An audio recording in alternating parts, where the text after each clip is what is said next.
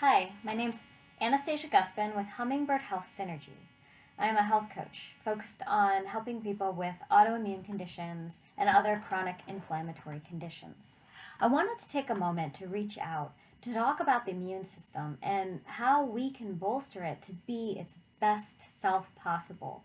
Right now, coronavirus is the top of everyone's mind, everyone in pretty much the entire world, which is a pretty crazy statement to be able to be making.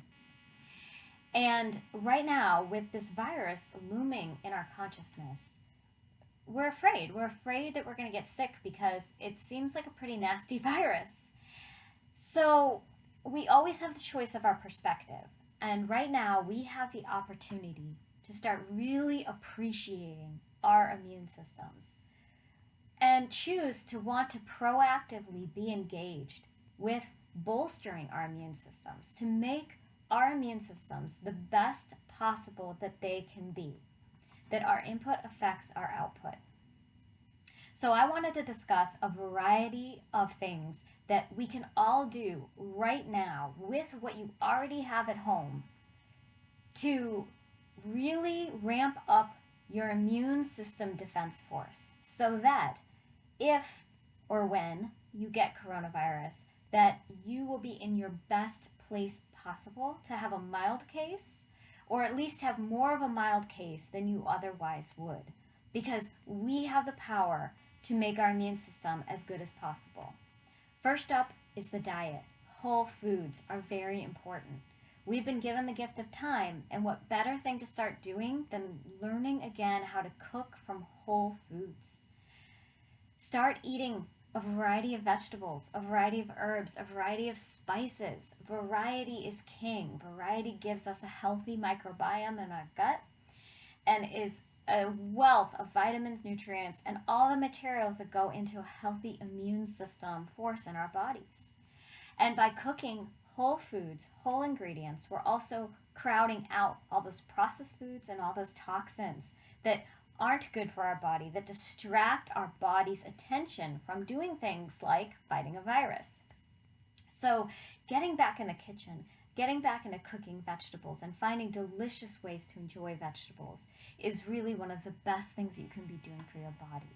Increasing those herbs and spices. Right now we're very fortunate that if this had to happen, it's happening in spring. A lot of us, even here in Ohio, the chickweed is coming up, the garlic mustard is coming up, dandelions, bittercress, all of these greens are edible and actually very nutritious.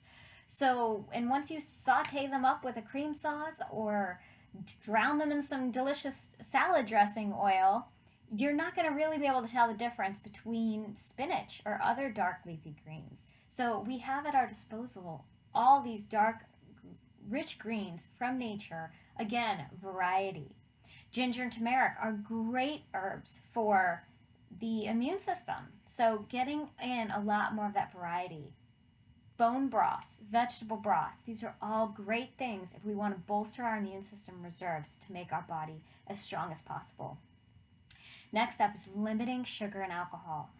I know we all go to sugar and alcohol when we're dealing with the anxiety of this unknown situation that we're in, but honestly, sugar and alcohol are both so inflammatory and they really are undermining our immune system to be its best self. So I know that we do crave these foods and they are medicinal in a psychological sense because they're giving us something that makes us feel better. But just be aware that it also is an inflammation to the body, so we want to be mindful of how much we are consuming and we want to be able to limit that as much as possible. Next up is vitamins. If you're somebody that is better at buying vitamins than you are at taking them and maybe have a bunch of vitamins sitting in your pantry, now might be an excellent time to get those vitamins back out of the cupboard and actually start taking them again. Even if they're slightly expired, there's still probably a lot of good stuff in them. Maybe they're not at their optimal potency if they're expired, but they're not going to hurt you. At least I've never heard of a story where that hurt you if they're a little bit expired. So multivitamin is great insurance. It's just insurance, just like you buy life insurance and health insurance. And multivitamin is a great insurance policy, just getting in some more nutrients into your body. Nutrients are building materials for your immune system. Vitamin D is excellent. If we're lucky enough to have another sunny day one of these days, get out there and get some exposed skin to the sun, and then you can start creating some of your own vitamin D. Vitamin C is another one that is really great for an immune system issue, or if you feel like you might have been exposed or you think something's coming on, ramp up some vitamin C for a while, and that can only help. The next is sleep. Sleep is so important. Now may be the best time to start making sleep a priority. So first, actually giving you time to sleep. Give 8 hours instead of always trying to crunch down sleep like it doesn't matter. Sleep is an important way to spend your time. It's important for your immune system. It's important for your body to clean out anything that's not serving it.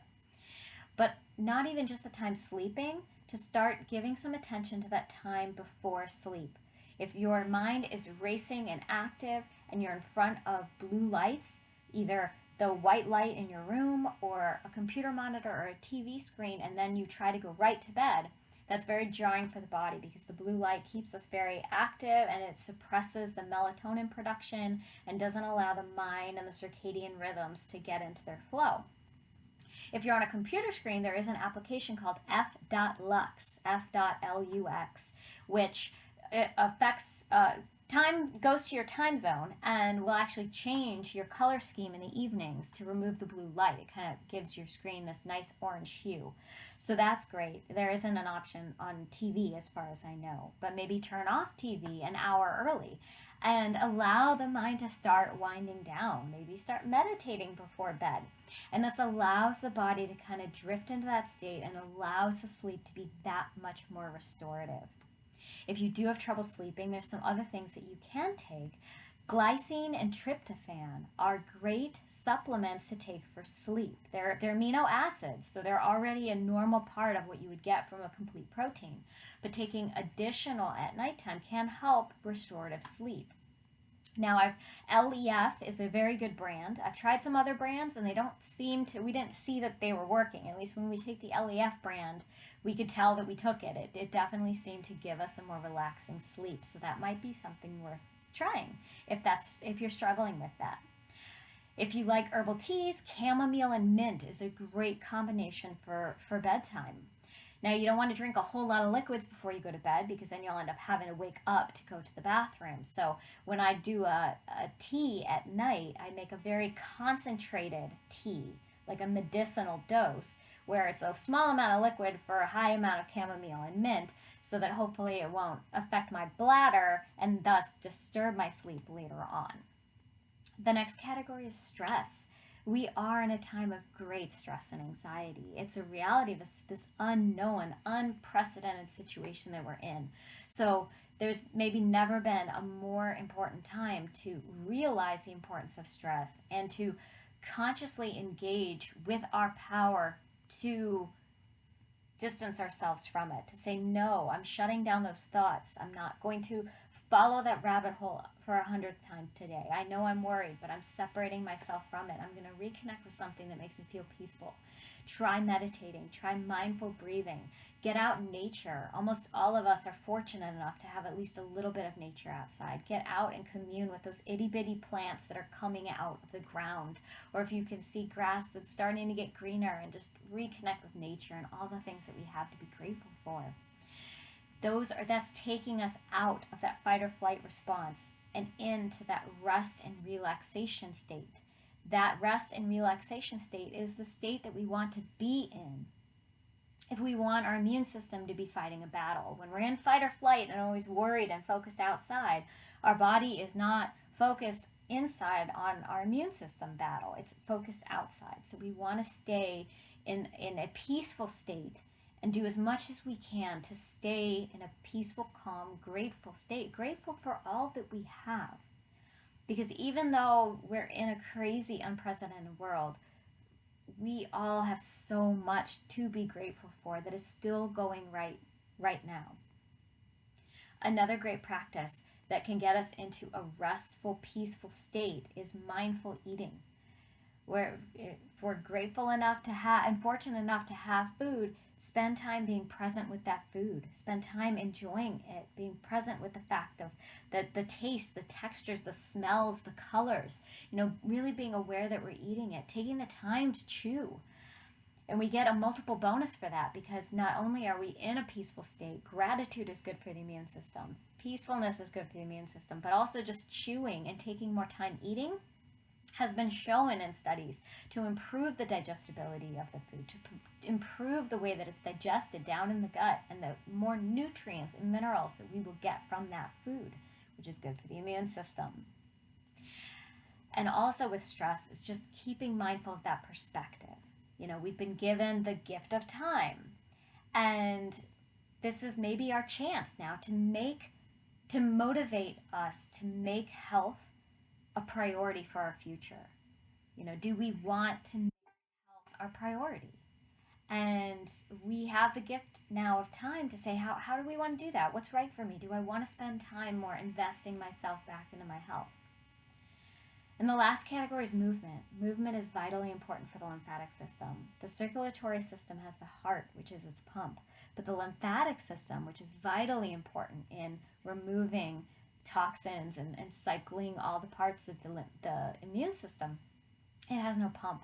So when we move, we are the pump. So if you're fortunate enough to have exercise equipment in your basement, maybe now's the time to get back to using it if you're not somebody that was. But it also doesn't have to be even that complicated. A lot of times exercise is ruined because we say, it has to be 25 minutes and I have to push myself until it feels horrible.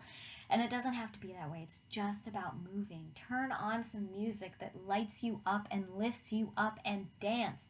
Either jumpy impact dancing if you're up for that, but if you're not, slower music. It can be slower flowing movements. Anything that gets the body moving is going to be really good for the immune system. So just feel the music, lose yourself into it, and move to it.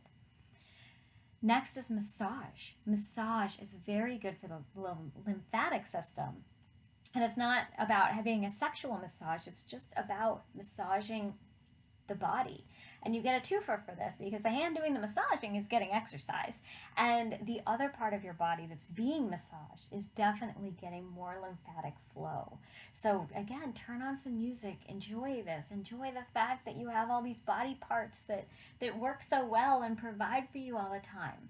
There's tons of lymphatic nodes underneath the neck. When I'm in the shower, I always, just massage down my neck. All these nodes that are underneath the skin of the lymphatic system, just helping massage them out. There's also a lot of them in the armpit region. We have a lot of lymphatic nodes in the armpits. So just massaging out the body, and even down in the stomach and the hips and the knees. Like, we have so much ability to create that flow, even from sitting down. If that's the state you're at, then that's the state you're at, and that's great. So do it. Like, just that little bit of demo, I feel the life force just flowing in my body. You can feel that animated flow, and that's very good for the immune system. The last couple things I'll mention is just, if you do feel like you've gotten sick, obviously normal practices apply. If you get sick with the flu, drink a lot of fluids, get a lot of rest. So all of that is kind of consensus for normal viral infection. But I did want to mention a couple additional ideas that might resonate with you. So one is bentonite clay and activated charcoal. So there's a PubMed study that showed that bentonite clay can bind to coronavirus. So if you're interested in the PubMed study for that, go to my blog, and I've actually cited that study. But if I get sick, obviously make your own opinions. I'm not prescribing anything. But if I get sick, I will be taking more bentonite clay internally so that my body can bind and remove all the waste products from that battle that's going to be happening between my immune system and the virus.